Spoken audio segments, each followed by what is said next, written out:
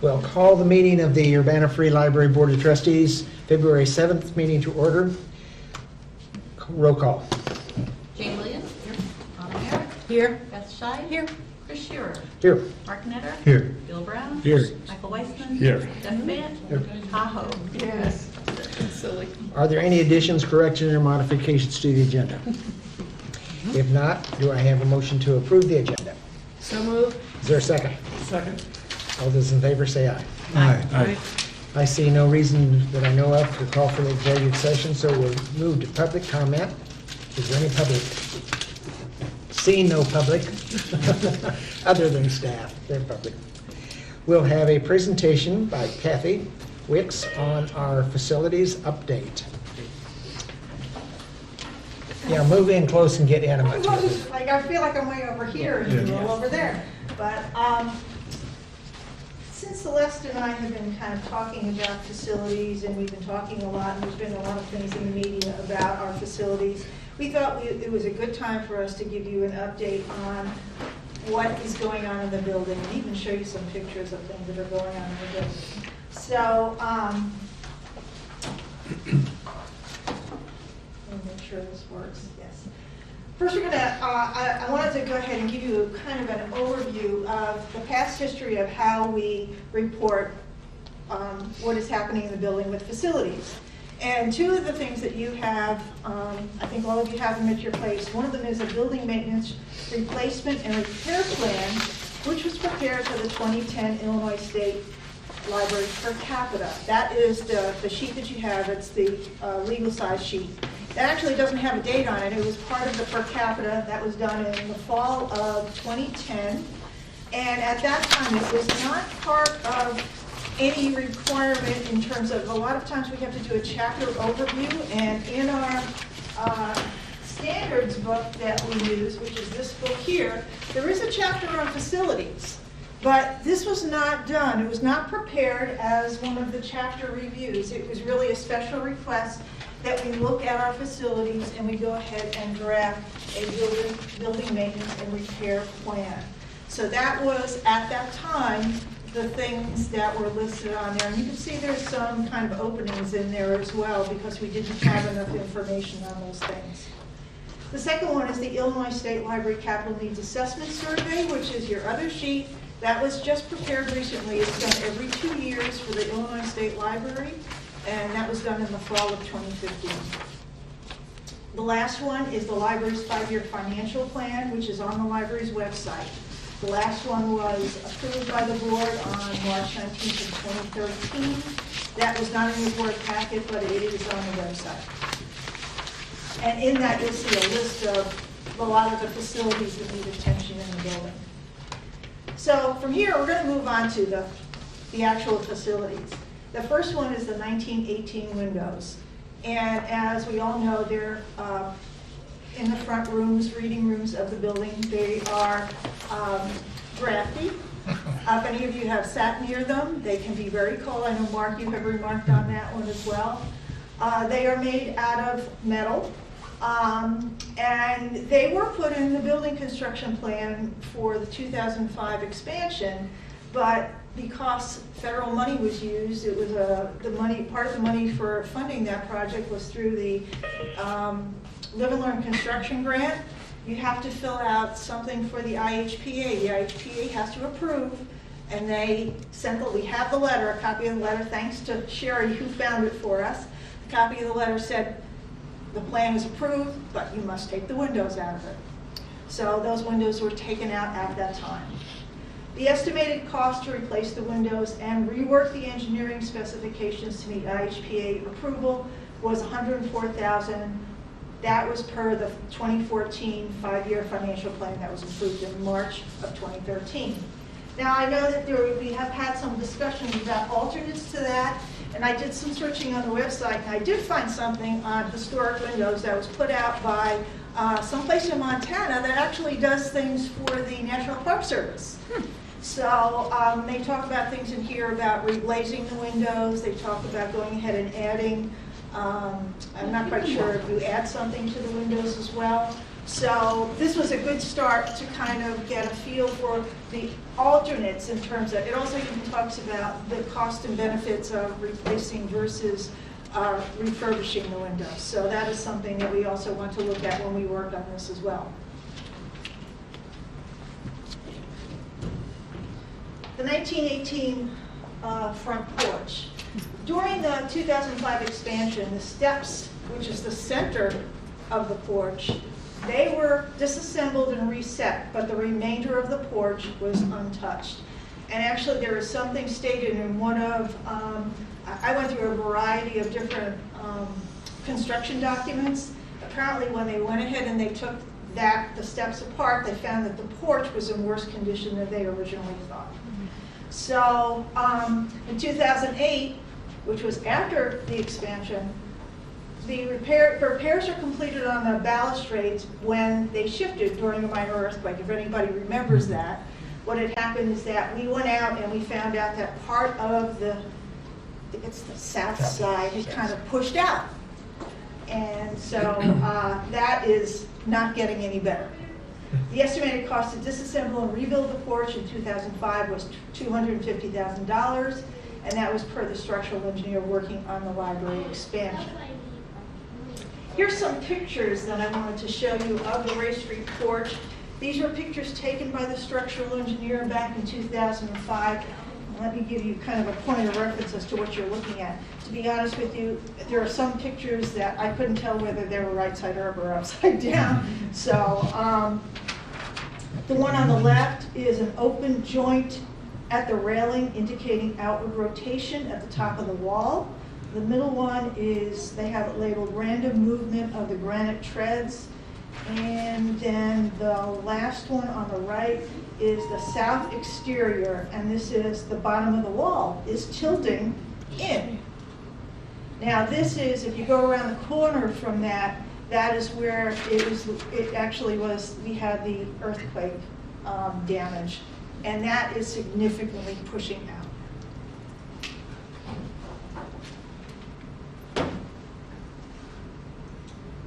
The boiler and the air handler. Both pieces of equipment, I know we have talked about this extensively, but both pieces of equipment are long past their 20-year life expectancy and are critical to the HVAC functioning. I met with the HVAC, our contractor last week because of other issues, but in talking about that, I asked him, I was like, why do you expect that this boiler has lasted so long? And he said, because it was built when they built things to make them last, and that also is that we have taken very good care of it as well. We did have an incident that was a couple of weeks ago where water was spraying out of a pipe, and I was not here when it happened, but Becky called, and I said to him, I was like, were you thinking that the boiler was going? And he said that was the first thing I thought of, but it happened to be something else. Unfortunately, it was fine. So it just had to be a part replaced. The failure of this boiler would leave the HVAC system unable to heat the older portions of the building. So it's on the east side of the building that we would have the problem. The new boiler, and I put new in parentheses like that because when I was talking with our contractor and I said the new boiler, he says, you know, you got to stop using that term because your new boiler is now 10 years old. And the life expectancy on that is about, he said, 15 to 20 years. So the new boiler installed during the 2005 expansion is now nearing the end of its life expectancy. And the estimated cost to replace the 1975 boiler and air handler was $295,000 per the 2014 five-year financial plan approved by the board in 2013. But in 2016, the library pursued a Live and Learn construction grant to assist with the replacement of the boiler and air handler with a total project cost of $236,000. That grant, of course, as we have talked about in the past, was not awarded. And here's some pictures of our friend, the 1975 boiler. The boiler on the left is actually on the other side of my wall, of my office. It's on the ground floor in the boiler room. And the air handler, is on the roof. And the reason that there's a caution tape, I think at the time that picture was taken, There is a, on the outside, if you look at, you see that oval-shaped piece, that actually fell off. And when that fell off, it created an exposed kind of like fan. And in order to get onto the roof, you had to pass by there. Oh my. So they fixed it, but they have kept it on there. So, Boy, what you don't know. Yeah. the carpet. The first floor carpet from the information desk to the coffee shop is showing some wear from high traffic and weather elements. It's cleaned 4 times per year, but if you stand at either side of the building and you look down, you can actually see where the traffic goes. The multicolored carpet in Megan's reading room, which is in the children's department, has visible stubborn stains that can no longer be removed and signs of curling at some of the seams and at the edges as well. That carpet is kind of molded around steps, and the glue has never really sticked well. I remember that was a fight and it was on a punch list for a number of years after the construction project. The carpet in this room, because of high traffic and accidents of, we don't want to know sometimes, it's cleaned 4 times per year, generally after each book sale, plus 1 additional cleaning. So those are the 3 places where the carpet is wearing probably the most. Were all those new in 2005, the carpet? Yes, Is absolutely. that's the last They replacement? were, yes. Here's some pictures to show you. The one on the left is actually looking down the hall. You really can't see the wear on there very well, but I wanted to give you a point of reference. And on the right-hand side, you can see some of the curling on the edges. Wish I had a pointer. I think here you can see the carpet is coming up, and there's some over here as well. But it's also especially occurring in the corners.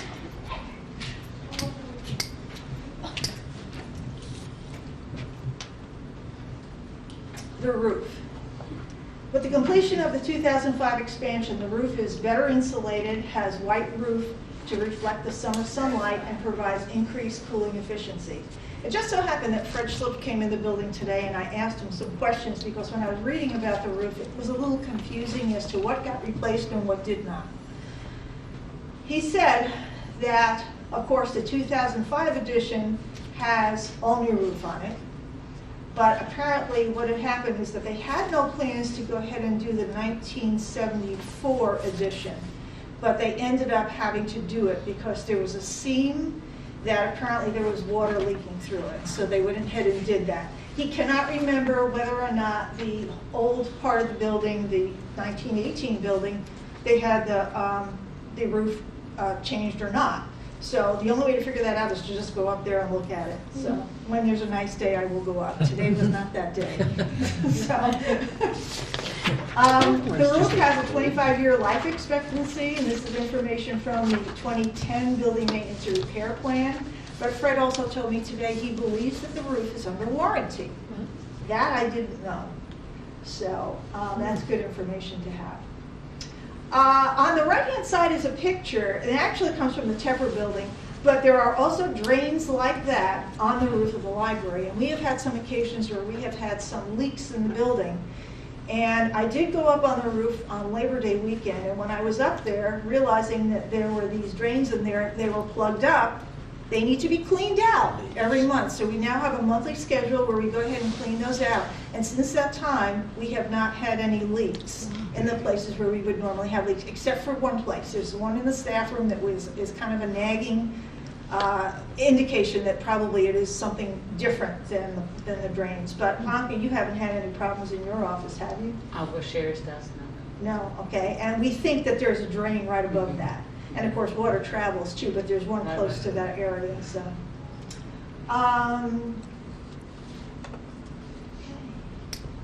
future plans. Celeste and I want to meet with the City of Urbana's new HVAC consultant. Actually, we now have been in communication with the city about setting up an appointment for that, so that hopefully will happen this week or next week. We want them to evaluate the library's heating and cooling infrastructure. Second, hire a structural engineer. We have names of people. to evaluate and report on the condition of the 1918 Race Street porch. Third, investigate the cost benefits of replacing versus restoring the 1918 windows to meet IHPA approval. Investigate alternative energy sources such as solar and geothermal energy. And I know Celeste has gone to a couple of the CU solar meetings to get information about that. When I went to, when I talked with the HVAC contractor, they actually, I did not know this, that company also does geothermal. And so I was able to talk with them a little bit about how can this be done. So I had some tips from them about possible places. And then search for applicable grant funding sources. And last, repeat an energy audit. That was last performed in 2009, and probably we should be doing that again as well. So that's the end of, do you have any The questions? roof under warranty, for how many years might it be? I'd have to find that, because he said he thought 25-year warranty, so we would have to find that out. That was the first time I ever heard of that, so it's worth looking into, because we certainly have had some nagging problems with that roof where you may want to take advantage of it. And if we had any possibility of any kind of insurance with the earthquake damage? I vaguely remember when I read about that, is that we investigated that, and the I can't think of the word for it. Liability? No. We had, Deductible? what is it when you go ahead and you go ahead and claim something with insurance, but you have to pay something? up front? Deductible. Deductible was much higher than the rest of it. It wasn't worth it. So I don't think we took advantage of that. So at that time, yeah. On the windows, do you know what the IHPA constraints are on what can or can't be done? I asked, Fred told me about that a little bit. He told me that when the problem was with those windows, the way that they are, the metal windows, it's not so much replacing them, it is, if you're replacing them, they have to look exactly the same. He told me that when the IHPA looks at these type of construction projects, if you have a building that's older, they really look at the two things, the entrance and the windows. And the windows are, because they make the building what the appearance of being an older building. So therefore, he said the sashes would have had to have been, they would have had to have been custom made to make them look the same. So we really would have to take care of this carefully, because we've had some questions already from the local IHPA about it, because they saw it in the news and they were concerned about what we were thinking about doing. When's there a meeting we can come and talk to you about this? Because this business of a acrylic sheet, Yes. that essentially converts it to a double pane window. Correct. First of all, I think it costs about half as much as an ordinary new window, and radically less than trying to restore Absolutely. a facsimile of the old historical Yeah. one, and it comes very close in terms of energy to Yeah. to a modern double pane window. So if IHPA could possibly live with that, which leaves these completely untouched, Right. it would seem like a win-win. That'd be added to the interior, the inside. Yeah, let's go on the inside. And, it's just it's a single sheet with no internal structure to it, so it doesn't, you get a little extra reflection, of course, from another Do you know sheet. if are they made that big? That's a good question. Stable at that size? It's huge. Those are really big, so I'm not Yeah. sure if they're made quite that big. We could, I'll try and track down that company again and see if, In terms of your working with the city engineers and all of this, are we ready to have a full-blown investigative committee to evaluate plans or put down costs and all that, or are you still working on this and we're premature in terms I of? think it's a little bit premature. When Celeste and I talk with the HVAC consultant, Yeah. we also want to include things like, can they take a look at, the Weber building across the street as well? It's part of the library facilities. Can they look at Tepper as well? So there's a few other options in there. We really haven't spoken with any of them yet, so it would be interesting to find out what exactly they think needs to be done in the building. So it is a little bit too early for that. Okay. So have you ever done the what-if scenarios where if heaven forbid, we have another earthquake, the boiler fails, someone throws a rock through one of our historic windows, and, and so if you're looking, if you had to prioritize or do triage, or whichever way you want to look at it, have you ever played that exercise? I think personally, yes, I have thought about it. I mean, the thing I worry about the most is not so much what I worry about the porch more than I worry about the boiler. Okay. See, that's interesting to know. I mean, that gives I some do worry perspective. about the porch. Right. Is the porch in danger of collapsing under somebody, to put it really dramatically? I don't know the answer to that. That's why we want to get a structural engineer in here to tell us whether that would be true.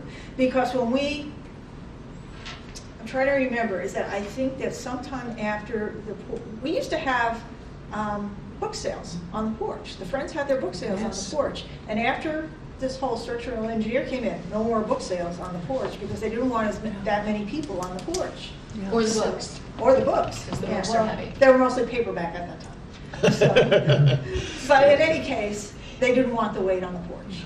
Is a part of our facility, basement facility, under that porch? Or not? No. Okay. No, actually, it goes, if you go into acquisitions, Yeah. there was a problem with the pipes there last year or the year before, I can't remember. But they had to go in, it's through acquisitions, there's two doors. One goes from acquisitions, one goes from our copy room that go underneath the porch. Underneath. And truthfully, here's another thing that you don't know about, is that there's moisture at the door Oh, yeah. There's coming some from winter under the stuff. porch as well. It's cold under there. Yeah. I think it's hard to do triage planning. Well, it is, but just... Because you'd have different priorities. If you have Right. the money, say $100,000, which is enough to do a lot of things, but not the boiler, you could do 3 or 4 things and you might want to do that. But under duress, the boiler blows up. Right. Now, all of a sudden, that dictates your decision making Yes. too. May I So- please have your Yes. attention? Yes. Will contact pickers please Absolutely. come to the first floor? Yes, sir. Information desk Okay. immediately. Thank you. So it probably doesn't apply, but I've had a lot of personal experience with boilers. We have a steam heat place from 1925, and I think it was replaced in the 60s maybe. And when I got water on the floor and this and that, I called the company, oh my gosh, you're gonna need a blah, blah, blah, blah, blah. And we were up to thousands and thousands of dollars, but then the guy with the beard came that knows all about it, and he goes, no, boilers don't break. They just, and because they looked inside, it was all corroded. That's the way boilers look. So this kind of blasé, 20 years of life and it's through, there's a lot packed into that statement. Sure, Is it just all the controls? Is it the actual boiler? It may be that there's a middle way where you can upgrade the physical boiler with other kinds of things on it rather than just strapping the whole thing and putting it in. So it'd be worth asking the consultant Sure, absolutely. rather than just, yes, 250, Yes. boom. And the other things also is that there was some consideration put in a few years ago, I think when the audit was done in 2009, of putting archives on a separate system as well to maintain the constant temperature control in there. The other thing is that our, I think it was in last month's board packet about the control mechanism for the whole heating and ventilation system is of course outdated. So these are all things that we Outdated kind of- and failing. yeah, so we want to go ahead and take care of that. When I had the conversation with the contractor, the HVAC contractor just a few days ago, and we were talking about, I was actually getting some information for this presentation at the time, asking him some questions. And I said to him, I was like, so tell me a little bit about the operation of the boilers in this building. And they run during the summer, the air conditioner and the boiler run simultaneously. Which is, he said to me, I said, is that efficient? He said, no, not really. He said, and they're kind of not doing them anymore that way. So, but they have to do it, they have to keep the boiler running to maintain so that the chiller and the pipes don't get too cold, I think is what Yeah, he told me. humidity control too. I think. Yeah, exactly. So that would be, if we were able to put in heat pump systems with geothermal sourcing, that would take care of that whole working both directions at the same time issue. Space is the big issue. That's what they said to me, and I think we've had that discussion. Yeah. Space would be a challenge. Space for the wells. Yeah, that's Yeah. exactly. Kathy, I want to thank you because we've not had this kind of report for years, and we've needed to look into it. Thank you very much. So then you report back when you start getting some estimates, numbers from the various people you consult. Absolutely. And then you'll want a committee from the board, probably to work with you. We'll see. Yeah. I would think we ought to be represented at the table. Wouldn't you? It depends, it's just very operational. It's operational, but it's a lot of money. Well, any purchase over $10,000 Yeah. goes to the board, Yeah. and you are a committee of the whole generally. Yeah. So it depends if you want to have a small group work and then bring it to the board as a whole, or to have things go to the board. In part, I think it will depend on how clear the Yeah. message is, for example, from the HVAC consultant. Yeah. If they have Let's a wait and very see what strong they come up with. recommendation as an external Yeah, I think- body looking in it, it might be a really easy conversation Yeah. versus something that might be more complicated and needs some more digging into, so. Okay, let's move on to the action items, the consent agenda. Do I have a motion to approve the consent agenda, which is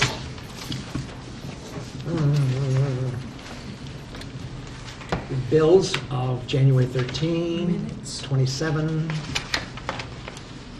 Is that it? Yeah. And the minutes. Minutes. And the minutes of the January 12 meeting. Do I have a motion? Payroll for February 5. Yeah, so moved. Is there a second? I'll second. All those in favor, please say aye. Aye. Thank you.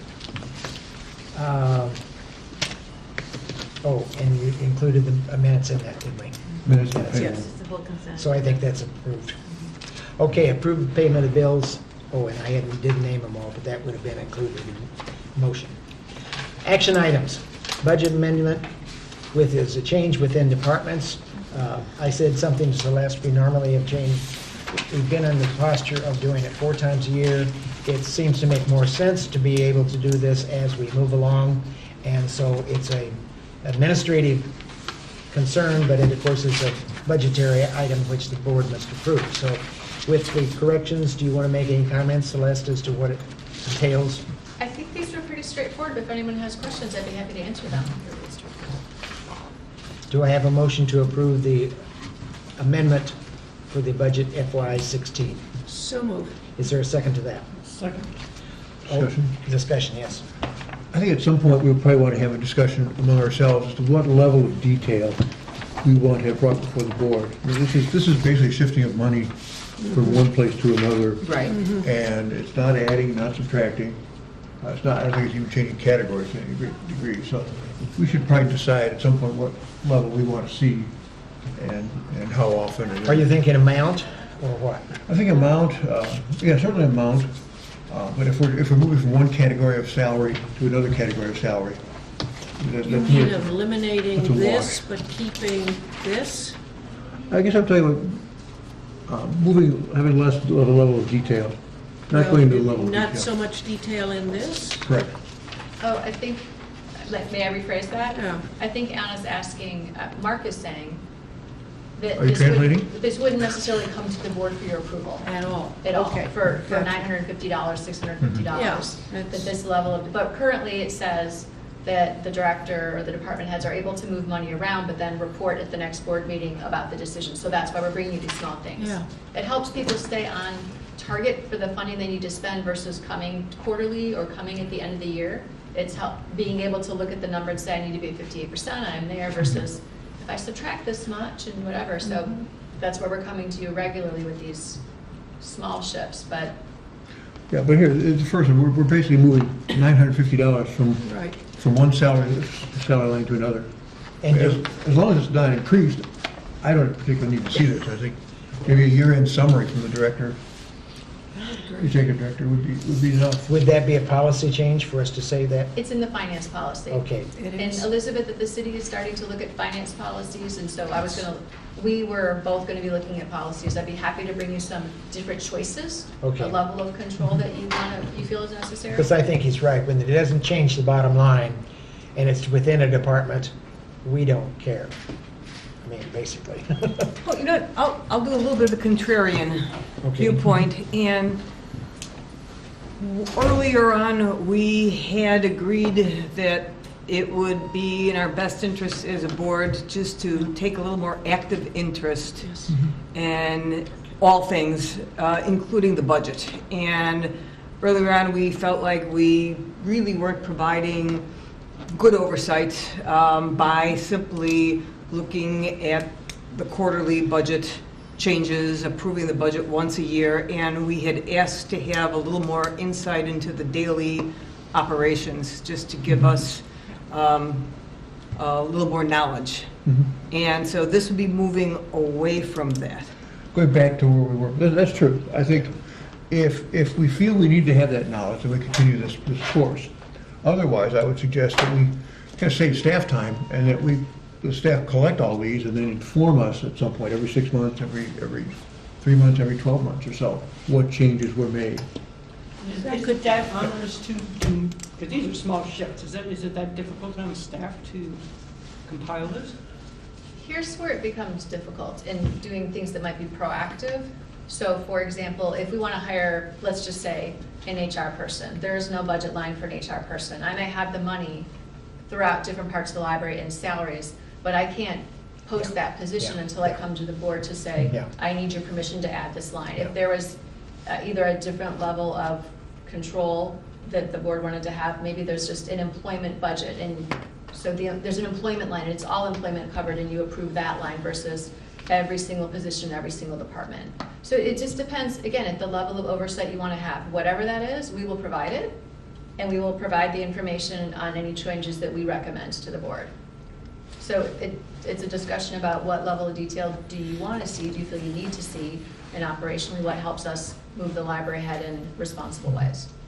Is the review that you're making with the city relevant to this discussion, or is this something, is this aspect of it completely separate? Should we wait until we hear what you... I'm just talking to Elizabeth about good practices and Okay. other practices, All right. so that I can So make sure that we're being, We could make any decision we want now or sure. in 2 months or 3 months. Sure, and the Okay, policies are within your control, so if you made some decisions about policies and we tried them for a while and you felt like that didn't work, it's within the board's control to change a policy to a different approach. Or we can leave it exactly. I would echo Beth's comment. I think some of us felt that we kind of abdicated our responsibility and would probably ask for a little more oversight than we probably need now.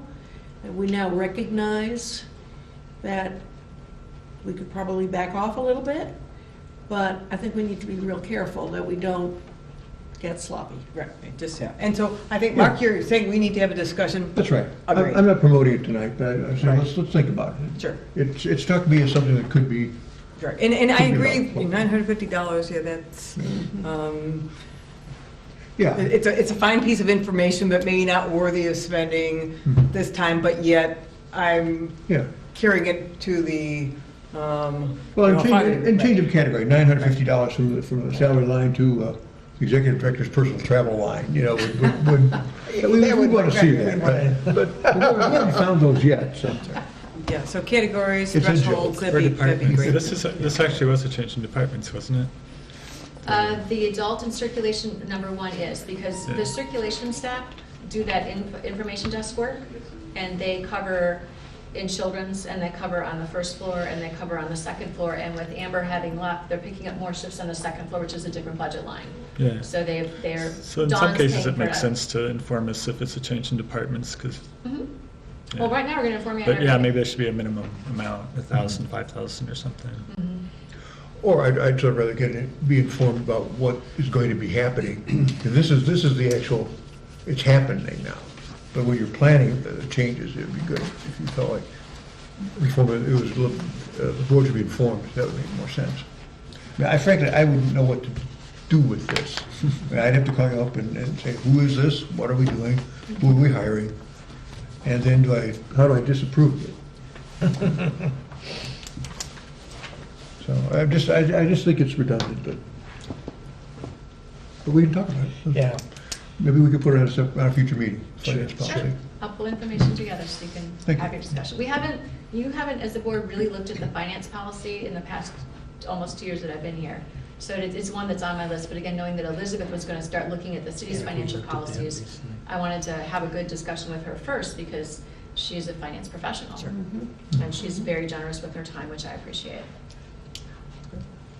Good. Okay, do we, We can vote. have we got a motion? It was all the discussion, right? Okay, all those in favor of approval of the budgetary change, please say aye. Aye. Opposed, same sign. Very good. Next on the agenda is appointment of facilities committee, but didn't we appoint this the block committee? It's the campus plan. The campus plan, yeah, we just didn't get it named. Right. It's a different thing. This is looking at the, But facilities is what I asked Kathy about, and she said it was premature. correct. So, in essence, we're putting something else in here if it's a campus plan. The campus plan was looking at the library block in 2004 when this Yes. library was being renovated and the Tepper building was purchased and the Morrow building was purchased. The foundation and the city and the library had an agreement, which is on our website and maybe on the city's website as well. And there was a plan about the library block as a whole, looking at the different buildings in the library property and saying if there were expansion, what are different options the library could do? How do the different buildings fit into that potentially or not? And so that plan was supposed to be updated every 5 years and it hasn't been. Back in 2012, 2013, the former director, representatives from the library board, the foundation board, and city planning department got together and were redeveloping the plan. There's no redevelopment, they were looking at the plan again to update it because it had been about 10 years. So that was set aside, and we were proposing that if there's interest at the city and at the library to take a look at the plan as it exists now, see if it still seems relevant, and have a member from the foundation as well, and then be able to get feedback from the public and from the board and city council and the foundation, and then adopt it because it's the library looking, this is part of our long-range planning. Okay, but. So that is what this That's what it committee is, would but be. we've got it entitled wrong here on the agenda, because we've called facility and we're really talking block plan, right? This. Have I this got the is- wrong one in my hand? You got the wrong one, Chris. I'm Yeah, sorry. It says campus plan. Okay, Library campus campus plan, plan. I've got the wrong one. Okay. And I'm sorry, the one that originally sent to me. And I have asked if Bill Brown and Jane Williams would be willing to, oh, thank you. Yes, I did have the right one. If they would be willing to serve on that committee, and Bill, they have both given me agreement that they would, so I would like to appoint those to the block. Bill Brown and Jane Williams. Okay. Okay, the next one is the appointment of the Director's Evaluation Committee. The director has prepared some major goals for this year, and that's what her evaluation will be made against. And at this time, I would like for Beth Scheid and Jeff Bant to serve on that committee, and they've both agreed to that. Productive work environment policy. We have it in our hands. Is there We any do. questions? This is for discussion only, right? Correct. I have a question. I have a bunch of things that I want to suggest about this, but I'm not sure that it makes much sense for me to read what I've got to a group. That never seems to work very well.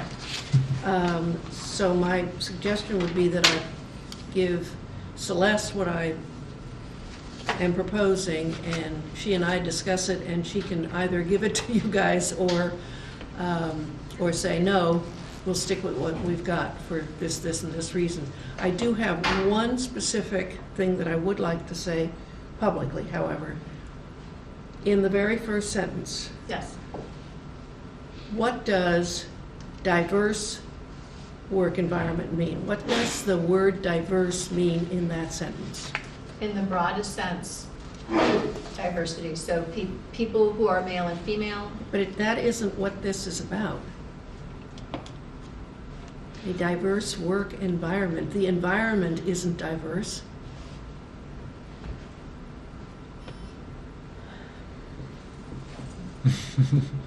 Well, is it professional and productive? I think diverse is it is a word that is being overused and thrown in everywhere where people don't know what else to put in, quite frankly. And that's why I want this part I want to say publicly. I just think it's It's unnecessary to put that in there. There are probably ways of making clear that we foster diversity. Well, the third paragraph actually is Down. nailing that. Down there, you get to it, but it's not in that first sentence. It's a throwaway word, and it shouldn't be. It's diversity is an important concept, and we're debasing it by just dumping it here, there, and everywhere. This is based on the city's policy, Yes. which was vetted by the attorneys, I think it was back in 2013. I am happy. It's very different than the cities in some respects. The cities was practice, procedure, and policy together, and we worked with the city HR manager to tease out the parts that were policy versus procedure. We have a procedure which actually we're going to talk about with staff on staff day, so that people understand that. I will absolutely talk with them about the diverse piece and see if that is the appropriate word for that place, or if it is fully covered in that third paragraph, as you mentioned, or if there's a different word we can use up top to describe the environment, not the people Yes. who work and visit the environment. Because in So your thank you case, for your diverse feedback. could be just deleted and it wouldn't affect it. I would take out the word diverse Yeah. there.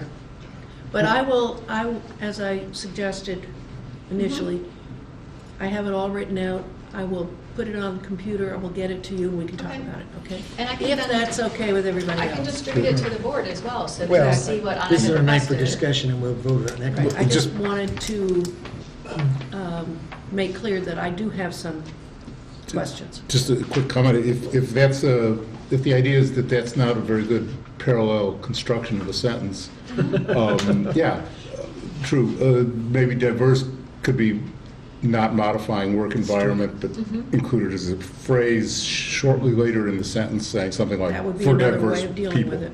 Sure, Just, absolutely. Yeah. just, Because if I diversity understand right, relates it's to just the a, people. yeah, it's Well, a is this, English parallel construction issue. is this two policies or maybe 1.5 policies lumped together? There's a fostering a productive work environment, which can be a lot of things, and then there's harassment, intimidation, which is sort of the other side of that coin. So if you have an environment that is free of harassment, it's going to be more productive. Yes. Yeah, It's that's a the- friendlier way of thinking about it, the policy. It'll be more It's productive, more but commonly used. Kids these days are calling the anti-harassment policies things like this. Mhm. But we want to make sure people understand it, so you get to pick. We will make recommendations that you are the board, these are your policies that we enforce. So if you feel very strongly that it needs to have a different name, we absolutely want to know that. And so I can get feedback as to why one would give it one way or another. This is what I have so far. And we can take it from there. But we will be talking with staff about procedures, because if someone is being harassed, Right. we want them to know what their options are. Right, yeah. And we want to make sure that they know that we don't tolerate harassment. Now, as a side, and I did write it in the memo, this is for staff with staff. Right. We have a separate policy that's the rules of behavior that handles patron behavior when they interact with staff. Yes. And that is what it is, and that we implement the rules of behavior regularly. We tell people when they need to modify their behavior, most people do.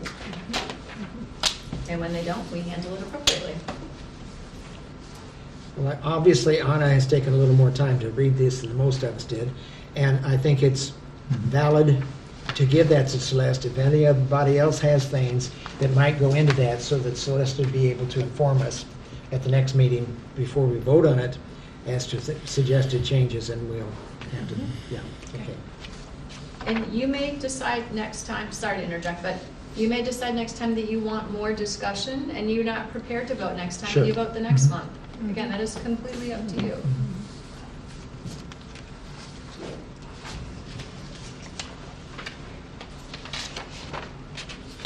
Okay, report of liaison groups. The nominating committee thing. Yes. Nominating And- committee report. And Yep. Bill will be giving the Bill? report. I can give that report. The nominating committee met on Tuesday, February 9th at 6:45. That was 15 minutes before our meeting. And we chose to nominate Anna Merritt for Secretary Pro Tem. So that's just for discussion tonight. If anybody has any objections or It was a pretty contentious decision. Hard fought. We will vote on this nomination. Next meeting. Okay, and Thank you very much, Anna, be for prepared. volunteering. And be prepared, you may have to do this again with the next one because we're getting to that time of year. Okay, now we're ready for the report of the liaison groups. Friends? Anna?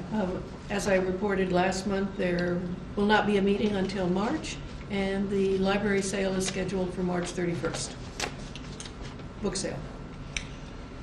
I attended the foundation meeting, and I want to report to you that the foundation has in its budget, or has in its balance, $26,465 at the present time.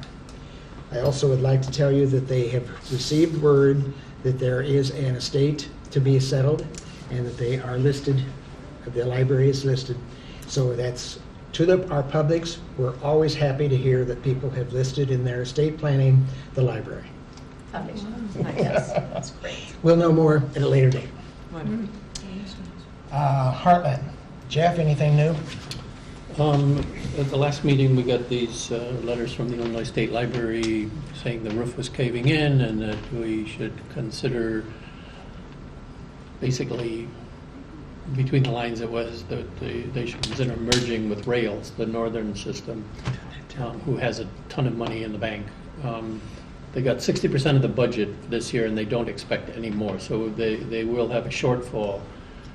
But at the last meeting, just a few days ago, the Illinois State Library backed off because Illinois Heartland has 16 months worth of savings that they could continue at the present level for quite a few months. So some of the grant-funded things, the books for the blind, things like that, they're in danger of being cut off because of they're on a grant fund and those things aren't being renewed. So it's still a very fluid situation, but the urgency seems to have been taken off. They also bid on, and pardon me if you all know this, but I didn't, but there's another delivery system in the state that delivers to all the academic libraries. And they are going out for bids to have somebody do it for them, either a private vendor or Rails. And if Rails won the contract, then Illinois Heartland would be the delivery vehicle for this part of the state, including the U of I, which would add all sorts of, not all sorts, but I mean, they would be able to piggyback on their delivery system already for something, and somebody would pay them for this service. So that was sort of a nice perk, and there's only one other vendor, a private vendor that does it. And then they've done this wonderful study through, I think, pardon me, like Southern Illinois University or something has a GPS delivery system survey lab, and they surveyed all the libraries and they did all this mapping and discovered that we could do all this with 2 hubs instead of 3. And so now everybody's sort of thinking maybe we only need 2, which would be an immense savings. Champaign and Edwardsville. And after they did all of these different scenarios, it turned out that the perfect location would be, rather than Champaign, would be Bement. So we're pretty close to where we ought to be, and so is Edwardsville. So that was good news. And so they've started to talk more with Rails, which I'm glad about. They proposed all sorts of severance packages and things like that in panic. They backed off some of that. So things seem to be okay, but we'll be back there before long in terms of the state budget. So it's getting exciting. Were there particular downsides to the possible merger? Yes. Only that these systems don't appear to have a whole lot of love for each other.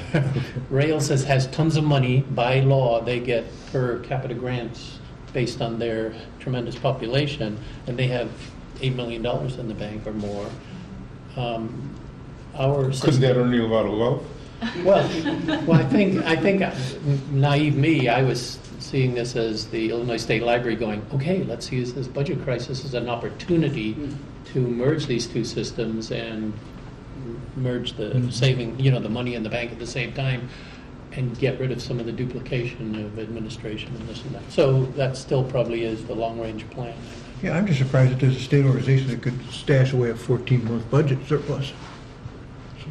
Well, if I understood you I mean, we've correctly. got 16 months, but rails could continue for years. Well, we do that. Yeah, right away. Well, which, when I was at the U of I, that's dangerous to have that money in the bank, because people look at that. and go, Darned "Wait a if you minute." do and darned if you don't, yeah. Yeah. That's right. Parking, for instance, they saved all this money, and then somehow they built a new police station with it. It's like, not a new parking. And then Anyway. Eastern's going under. No, I mean, it's very interesting. I'm on the facilities committee, so I hear all of this stuff, and then they did pass a thing that said that allows them to hire relatives. And everybody was vehemently opposed to it at the last meeting, and at this meeting, there wasn't a whisper. And so I think I'm not in on the back stage shenanigans, but somehow everybody just said, yeah, that's fine. So, and I voted against it. And Good for you. We support your vote. well, I don't know why, but I voted against it because it seemed like it was such a strange deal. Why all of a sudden do we need to be passing some amendment about relatives? What's the urgency? But nobody even discussed it. So. Sorry, this is just No, interesting. thank you for sharing that. Yes. I'll probably be in trouble now. You get a better sense of what you're actually dealing with out there. Okay, let's move on to the administrative reports, the executive report that Celeste has provided for you. Do you have any questions of her? I question why the Fab Lab is opening at 2 p.m. Is that for instructors, or because kids aren't available at 2 p.m., are They they? are on Wednesdays. They get out of school early on Wednesday. All schools? I mean, Middle school and high The school. middle school is up early that day. And the kids come here and they would sit outside the door until we opened it a normal hour. every Wednesday this is happening. Yeah, for the next foreseeable future. I mean, our schools don't have a 40-hour week anymore? Okay. I don't know what that. It's something That I to do don't with know. they need to have meetings at the school, and so this is the only way they can free up all the teachers and the staff or something. But this is an opportunity for us to reach out to other community partners who are serving the students as well and to learn from each other. The kids teach and the Fab Lab people teach, and we're hoping that the people at 4-H will teach. And so we will see who else, again, is serving kids or adults in this way and what we can learn from each other. And so last week it was embroidery. The Fab Lab brought an embroidery machine, which actually doesn't cost that much, and we were pretty happy with how many staff came down to try it out, and the students were very interested in it and making different projects. They would design the project and print it right there on the spot, and we may end up buying ourselves an embroidery machine because they're not that expensive, and the interest was there. People are being creative, and that's what we're looking for. How can we support people's creativity? So one of my jobs is I do pottery in the Oh. Park District, right? So I thought, wow, this makerspace thing. So I did some research, but like libraries are offering pottery and all sorts of things. Is this just sort of like growing on its own? I mean, like, I was trying to think, pottery in the library, embroidery, how do you decide where the limits are, if any, or, I mean, you're gonna run out of space, you're gonna, That's equipment, space is a all that kind of- question, mess is a question, storage is a question with space. So Yeah, if yeah. you're gonna craft some pots, you need time for them to maybe set up. Where do we have space to store things like that? But mess we're good with. You can lay down tarps. So hands-on science learning for kids, for example, you want to make sure that kids can get their hands in and touch the water and make the goo and things. We've got horses that we come in and read to and they poop on the floor. So we can handle a mess. but this whole makerspace thing, movement, it seems to be gaining ground. Well, people like to learn together, and they like to have hands-on learning. And this is one way to learn art and craft both, is to get in there and do it together. So partly it depends on what your community is interested in, where their passions are, and who is willing to volunteer their time and expertise, or willing to be paid for their time and expertise. So I do see this as a trend that's not going to stop right away. Right, I guess my Nationally. question is it's just odd that it would be in the library rather than a park district or something else, you know? I think it's going to be all of the above, though. Okay. Because the Park District is always going to have those classes, because that's part of their mission as well, and our mission is to help people find their passions and to learn and to come together as a community. That's part of what we do. So they have a seniors club that meets and does computer stuff, and we have computers here that seniors come and use as well. So we can complement each other, and different communities form in different ways. What we don't want to do is duplicate the exact same thing, and so we work with our community partners to see what they offer and how we can supplement each other. Okay. I think I was reading, I think it was like Boulder or somewhere, they're building a building under their library, and they're going to have wood lathes and all sorts of, like, I mean, it was more than just sort of That sounds wing intense. machines or whatever, you know. Celeste, can you give us an idea of what's driving this, though? Is it the clientele or is it staff that want to expand into some of this? I mean, I'm being really, asking a hard question, but what's driving this Two things. scope? Both. It's a both situation. So the students come in and they say, I want to try blah, blah, blah, and we don't have that. And so then we explore how can we get that. And then also the people that come in and volunteer say, you know, I've got this thing I can bring in, do you want to try it? And then the students say, yeah, I would like to try that. And sometimes we're going to bring in something that no one's interested in. So, and it may be a computer coding thing that just no one is interested in. And that's fine, because we're here to offer people opportunities to see if it's something that makes sense in their life. And that's definitely with the Teen Open Lab, it's very teen driven, but part of that is making sure they know what their options are. If you've never seen an embroidery machine, how do you know you'd like it? All right. Chris? And that one, it just happened to be very popular with staff as well as with the kids. I'm sorry. Are you really finished? I didn't Yeah, I'm want to done. interrupt, yeah. I just have two questions. Yeah. Sure. Yeah, okay. The first one is for Anka. Is that June 1st deadline for getting Chanute stuff here going to be problematic? Yes. Talk to us about that. Well, Sherry and I have spent several days up in Chanute and surveying the material because of their closure, but also because of the asbestos. Yeah. Lots of material was moved, and actually the collection is spread over 4 different rooms. Some of those had existed before, but the current curator no longer is on staff. They have no staff. The museum is closed. So the only person that we work with are the facilities manager and some very, very dedicated, wonderful volunteers that have been volunteers at Chanute for many years. And so they are always present when we're there. And Alan Jones has been facilities manager for some time. So he knows the collection. He's worked with Mark Hansen, who was the former curator.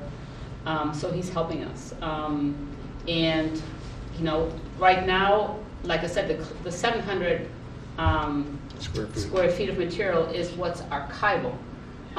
There is probably additionally that we had to survey, but we're done, probably 20,000, 30,000 titles, books, because they had a library in-house that unfortunately no one has agreed to take. I mean, they offered it to the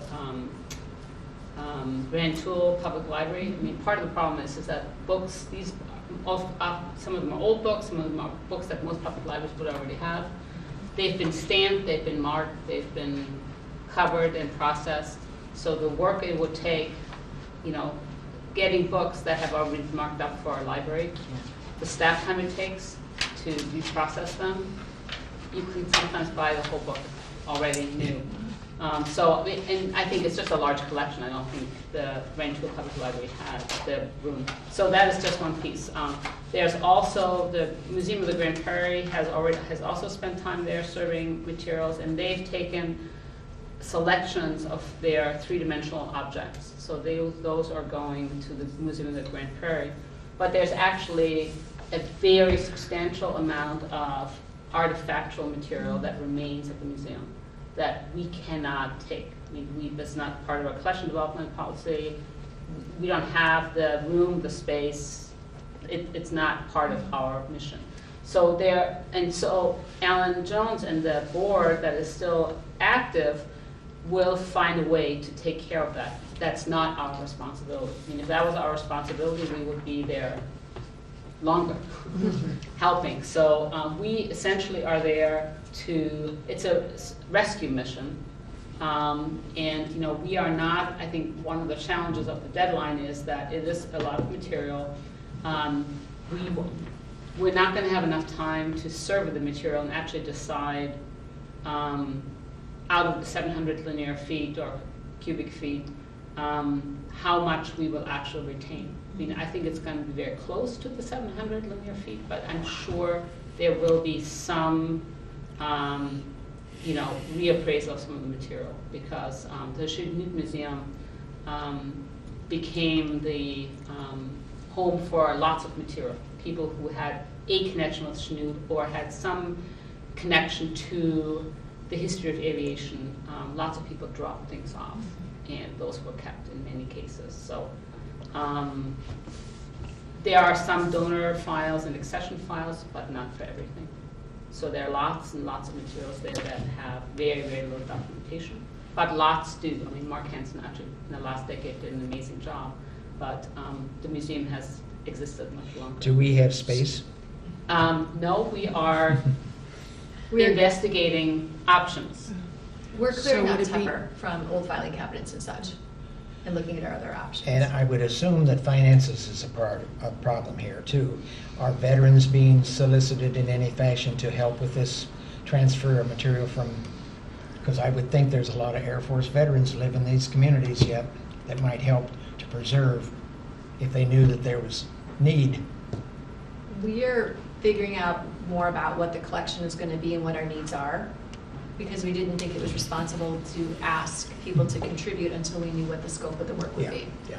So I expect that we will put a call out to interested community members who would like to help support the move, the shelving that needs to be purchased, et cetera, but we don't know exactly what that looks like yet.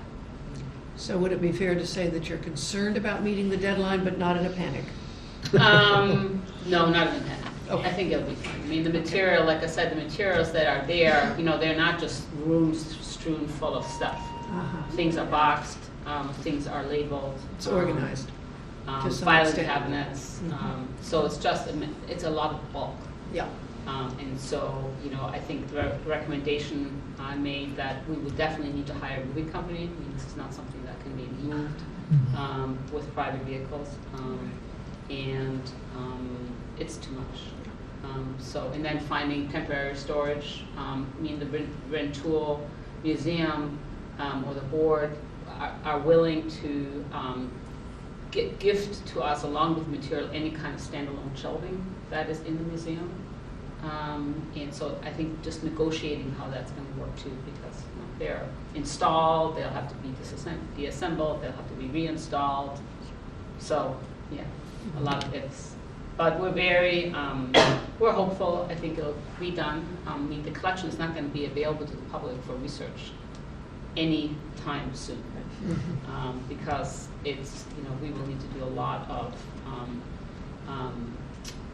you know, investigating the content, inventorying the collection. But I think we're very grateful that the Shinut Museum contacted us and gave us this opportunity.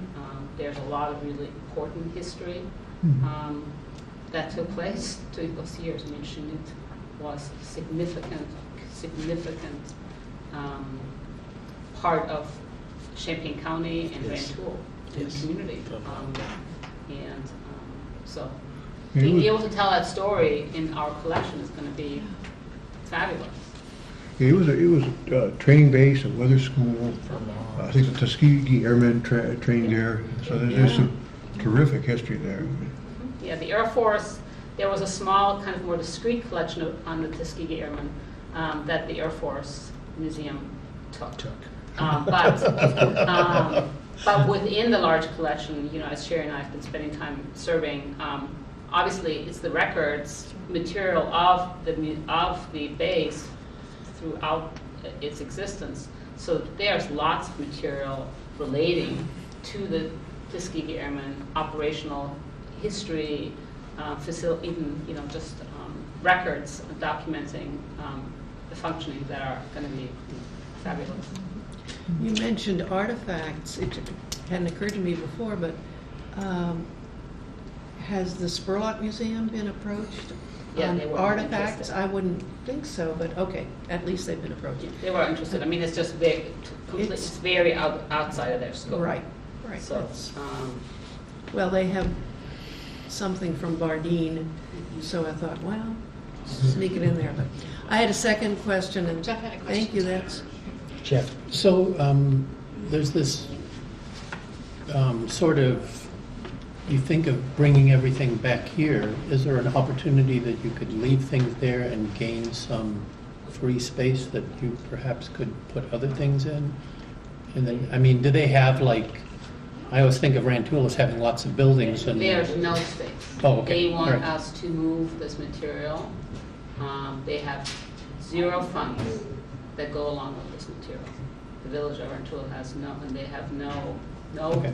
they have, I'm not sure if I would say they have no interest. I'm sure the Historical Society would be interested, but they have no resources to help in any way, to move this material or to store this material. That's what I received, Okay. which is very sad. I mean, I think I'm grateful for the Urbana Free Library, for the archives, and for Champaign County that the records will be preserved. But, they are the history of Rantoul. So, it's very sad that, the village is in no position to do that work. So we hope we can do what we can to make that happen. Other question, Anna? it's on a different topic. so Yes. Thank you for... Sure. Yes. Since you wrote this statement, Celeste, anything new on the Weiner property? Or Weiner, I think you pronounce it. Why? Weiner. Weiner, okay. Anything, We don't have a new That- tenant, yeah, and we have not heard back about the HVAC system over there. They have the 2 furnaces, and one doesn't work and one works sporadically. So again, that's what Sounds Kathy was like a saying. mess. If we have the HVAC consultant looking at this building, yeah. I can't cost that much more to have them take a look and see. The building, the room that's Yeah. long across the south of it has been in part 2 Divided. spaces, so there were 2 furnaces. Yeah. And so the question is, do we want to replace it with one and just assume that space will be 1 unit, which is long and skinny. It's only got 1 restroom for the 2, so it made sense to us. Their recommendation is replace the 2 with 1. It'll cost less and be more energy efficient. And then if you chose to put up a wall down the middle, you could always knock on the wall and say, turn up the heat or something. We don't anticipate that happening. But nothing major, nothing new. Okay, that's all. Okay. And anything new from the Urbana schools on their agreement? No, Don's been out of the office, so he and I are gonna get together, and I can ask you, do you care who writes the first draft of the agreement? He definitely wanted there to be an agreement because it was his intention. Who's writing this? So yeah, Don said he'd come up with something looking at the old language to say, when the schools get this money, that 9.4% of it will continue to come to the library as it has been since 1994-ish. We can come up with something, he can come up with This is- something. It's gonna go in front of both boards. Or I is don't it between the executives also? So is it a board thing, or is it a, Don and I have this It's a agreement? director thing, Great. superintendent thing. Okay. And I don't think it matters who writes it. as long Plus, as- I trust Don. Yeah, I do. okay, That's good. Yeah. then we will get that going. So that 100,000 a year is the same as what they've been getting? That is correct. And then, do you know how they came up with 9.4%? That nice round number of 9.4? No, it's back in the annals of time. I Yeah, can look and see what the I was reasoning was just curious. before. It was in 1994. Maybe that's how. Yeah. it- that must be- Oh! I think the original amount for the university was about $360,000.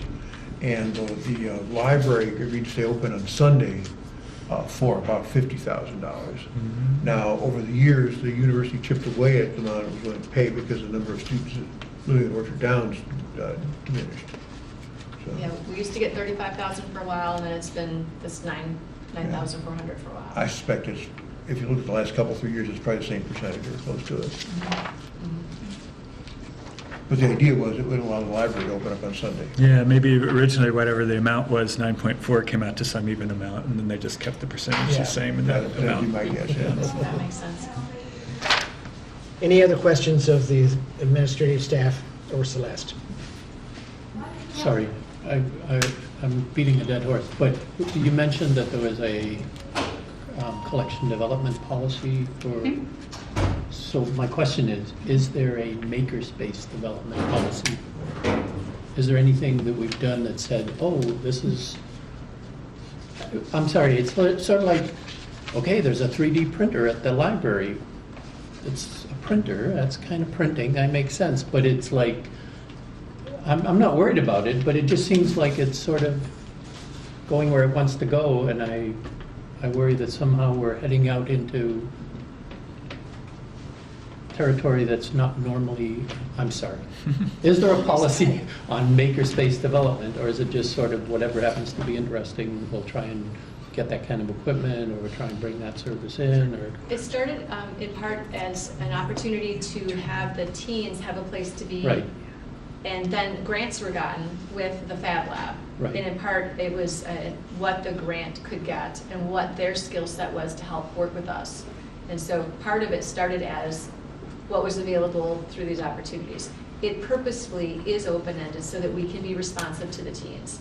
They haven't asked for anything that I'm aware of yet that Joel or anyone else on staff has said, this is not appropriate for a Okay, public library. I'm not worried about it. And we don't have a I'm policy. just putting it And into it's your head. part- Perhaps somewhere down the road, we should consider a policy or a survey of where this makerspace thing is going to go beyond the teens, beyond, I mean, it just seems like an odd thing for libraries. Sorry, and I'm a librarian. so- Just a comment. One of the Illinois congressman was going on at great length to me about how enthusiastic he was about makerspace, 3D printing things, and specifically trying to get them in libraries around the country. So it's not an idiosyncratic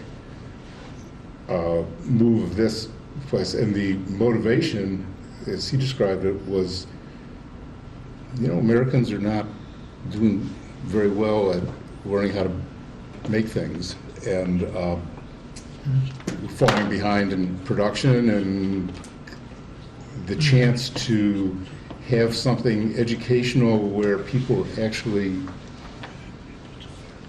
see it not as just preparing themselves for some abstract long-term thing, but actually make something that. Right. And I totally support that.